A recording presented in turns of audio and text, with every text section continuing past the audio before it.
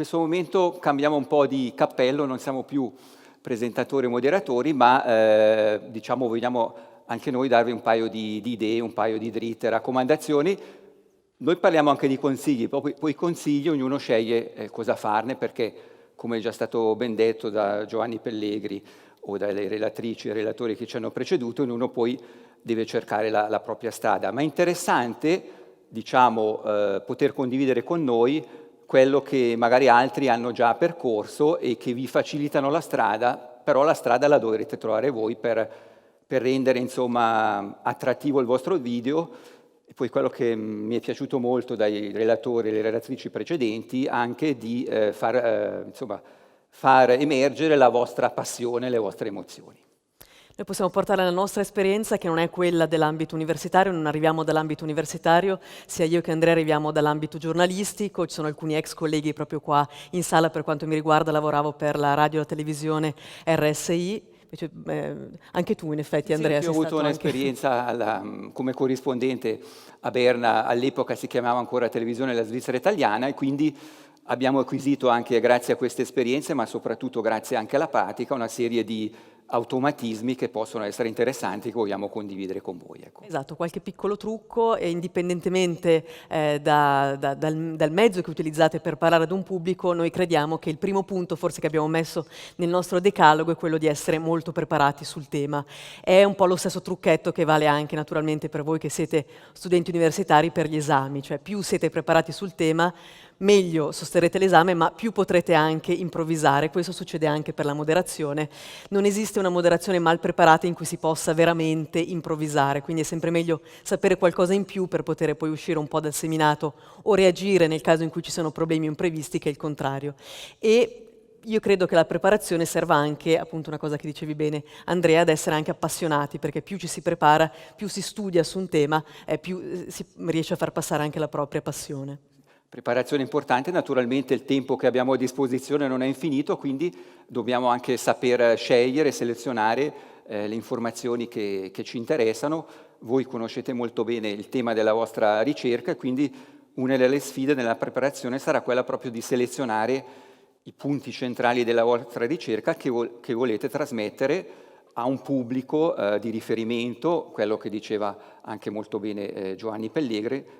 A chi stiamo parlando? Ecco, stiamo parlando a un pubblico di specialisti, stiamo parlando ai giornalisti, stiamo parlando una volta si diceva, quando eravamo giornalisti, alla casalinga di Voghera o al postino, insomma, a una persona semplice devo raccontare la mia storia, persona semplice, tutti siamo semplici, una persona che non ha le nostre stesse competenze, raccontiamo una storia, dobbiamo appassionarla, prima di tutto deve capirla la storia, e quindi ci dobbiamo mettere molto lavoro di preparazione e di targeting, come si dice in inglese.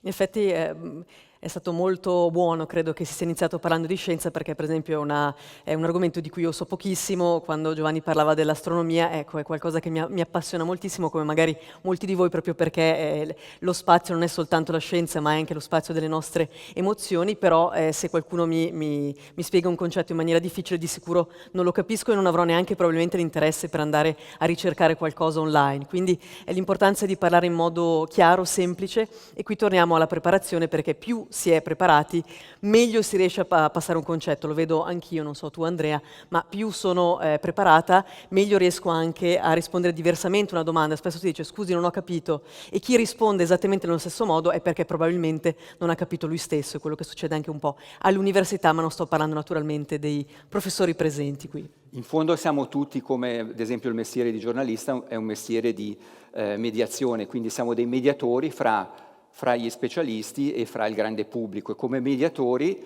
se vogliamo essere dei buoni mediatori, dobbiamo andare a fondo alle cose. Anche un tema, avrete già sicuramente vissuto l'esperienza, quando leggete magari un testo, ci sono dei punti che non capiamo, li lasciamo magari da parte, però alla fine vogliamo ritornare su questi temi, questi famosi black box che magari non si capiscono all'inizio, ma magari sono proprio quelli che ci aiutano poi a far capire al grande pubblico. Avremo anche, poi alla fine vi distribuiremo un foglio su cui abbiamo messo un po' i nostri trucchi del mestiere, adesso li stiamo un po' riassumendo. Noi passiamo un po' di palo in frasca, come si dice, nel senso che magari qualcosa che vi può essere utile, per esempio, e magari non è il vostro caso, ma magari sì, se avete paura di parlare di fronte a un pubblico, di fronte a una telecamera, magari come fare per tenere l'ansia sotto controllo. Tu hai, per esempio, un trucco, Andrea, che vuoi svelarci, o qualcosa che hai sentito, che qualcuno Diciamo, utilizza? magari va nelle ricerche sul cervello, io non ho molti trucchi, l'unica cosa che faccio, per esempio questa mattina sono andato a correre, vado sempre a correre perché aiuta insomma a ossigenare il cervello, aiuta insomma a essere nella natura e poi arrivo ai dibattiti, arrivo per esempio a questa presentazione, sono calmo e non mi fa paura. Io mi sono sempre chiesto, perché Giada è anche madrina del festival, del Locarno Film Festival, quindi presenta ogni sera sulla Piazza Grande, quest'anno c'è stato un momento di pausa, mi sono chiesta come fai a gestire, diciamo, l'attenzione davanti a un pubblico. Qui siamo davanti a un bel pubblico, siamo in un ambiente, diciamo, direi intimo, una trentina di persone, come fai a gestire l'attenzione con un pubblico di 8.000 persone? Ecco. Sì, nel mio caso, per esempio, io non sono attrice, quindi so che gli attori, per esempio, hanno tutta una serie di tecniche anche molto avanzate. Credo che sarebbe bello anche per voi una volta, se vi interessa il public speaking, parlare anche con un attore. Io non ho grandi trucchi da svelare, quello che faccio è cercare di non pensarci veramente, nel senso che salgo, dico, beh, so che ho un messaggio molto chiaro da far passare, che è un ospite magari da presentare, un'intervista da condurre. Mi aiutano molto le luci, nel senso che qui vi vedo molto bene, ma a Locarno ci sono delle luci molto ben puntate su di me o su tutti gli ospiti sul palcoscenico, e quindi si vede poco il pubblico in sala, quindi si sentono le 8.000 persone ma non le si vedono veramente. Nel mio caso aiuta per esempio non riconoscere i volti, ma ci sono invece persone che quando parlano in pubblico, e questo lo fanno molto bene naturalmente i professori universitari, guardano una persona nel pubblico e la seguono e tornano verso quella persona. Questi sono un po' degli escamotage appunto che ognuno trova se ha bisogno per esempio di avere dei punti di riferimento nella sala oppure no. Il mio caso è perdermi un po' nella sala, preferisco, rimango più calma che guardare esattamente ogni persona. Ecco, quindi grazie Giada che ci hai svelato dei trucchi interessanti, poi ognuno ha i suoi, insomma, ha i suoi magari rituali, ha le sue insomma, tappe obbligate da cui passa per arrivare calmo, ma poi l'attenzione anche fa parte dell'essere umano, quindi anche è normale essere emozionati prima, è normale insomma, che il corpo reagisca in modo diverso e quindi bisogna accettarlo e convivere con questa tensione, ma non lasciarsi ovviamente dominare dalla paura, dalla tensione che poi si trasforma magari in ansia. Ma qui io ribadisco dal punto di vista personale lo sport, una camminata all'aria fresca, ossigenare il cervello aiuta molto. Parlavamo di luci e qui arriviamo anche a un punto molto importante per la registrazione del vostro video, che è il setting, insomma, Giada. Sì, siamo tutti abituati a vedere dei video fatti molto bene, banalmente sui social media, su Instagram, e altri anche fatti molto male. Credo che la differenza, anche perché non è proprio del campo della comunicazione, si veda abbastanza facilmente. E ci sono alcuni elementi che sono proprio basilari a cui dovete fare attenzione, probabilmente siete già attivi, appunto, magari a titolo privato sui social media, quindi sapete già come si fa una bella fotografia, un bel video. Ci sono però alcune cose che ogni tanto si vedono e si dice no, questa cosa proprio non va bene. Una sicuramente è la luce, che vale anche per un palcoscenico come questo. Cioè, la luce, per esempio, come ci hanno ricordato bene oggi, è tra questi due schermi. Quindi è inutile che io stia, per esempio, 3 metri indietro, perché non mi vedreste più e anche la telecamera avrebbe più difficoltà a seguirmi. Quindi bisogna stare nella luce. Alcuni lo fanno semplicemente, vanno verso la luce, ad altri bisogna ricordarlo, giustamente oggi, per esempio, ce l'hanno ricordato. A casa mi è capitato ultimamente di registrare un video e mi sono accorta alla fine che era troppo scuro e quindi l'ho rifatto il giorno dopo, perché banalmente, ancora una volta, la luce migliore, per esempio, è quella non artificiale, quindi quella del giorno. Quindi meglio registrare un video, per esempio, in giardino, che registrarlo a casa, magari, poi adesso non ne parliamo, verso le 6 di sera, magari con una lampada accesa, quindi c'è più luce lì. Non sono un'esperta di luce, ma insomma, ecco, questo piccolo trucchetto di registrare alle luci del giorno è molto meglio. La stessa cosa vale per l'audio. Spesso si sentono dei video magari anche ben girati, ma in cui l'audio è abbastanza disastroso. Fortunatamente oggi anche uno semplice smartphone ci aiuta molto, perché ci aiuta appunto dal punto di vista tecnologico. Meglio controllare che l'audio sia buono, perché altrimenti perdete completamente l'attenzione del pubblico. Quindi ecco delle cose appunto basilari, ma che sono importanti, vi possono aiutare per registrare il vostro video, poi voi sarete seguiti anche dal vostro mentor e dall'equipe che registra il video per voi. Un altro punto importante, Abbiamo visto la comunicazione verbale, noi in questo momento stiamo parlando, molto importante. Adesso qui ci sono un sacco di ricerche, dicono ad esempio in questo momento comunicazione verbale è il 10% di quello che uno percepisce, il 40% è la voce, il tono della voce. La voce è anche molto importante nel vostro video, quindi di essere insomma con una voce chiara, comprensibile e di non parlare troppo in fretta, perché si ha la tendenza magari, perché si vuole terminare, a parlare in fretta. 10% comunicazione verbale, 40% la voce e il 50% è non verbale. Ecco come le persone ci percepiscono, ci vedono, mi è simpatico, non mi è simpatico.